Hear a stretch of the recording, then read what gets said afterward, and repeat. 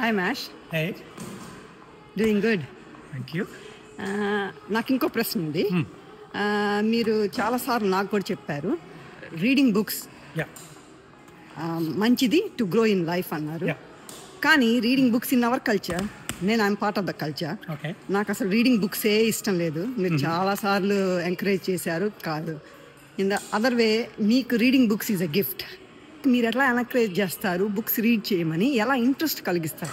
Books అనేది your right.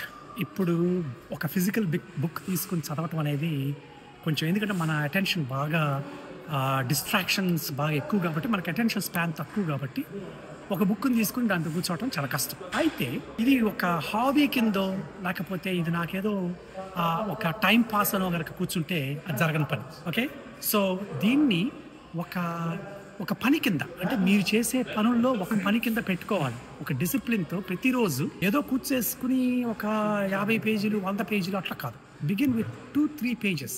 అయితే అసలు మీ క్వశ్చన్ చాలా ఇంట్రెస్టింగ్గా ఉంది. ఎందుకంటే ఈ ఏజ్లో, సపోజ్ ఏ ఏజ్ అయినా, ఇప్పుడు ఈ టీవీని కానీ నెట్ఫ్లిక్స్ చూడకుండా లేకపోతే స్క్రోల్ చేయకుండా ఎట్లా చేయాలి, ఎట్లా ఇంట్రెస్ట్ కలిగించాలి అనేది చాలా ఇంపార్టెంట్ క్వశ్చన్, చాలా డిఫికల్ట్ కూడా.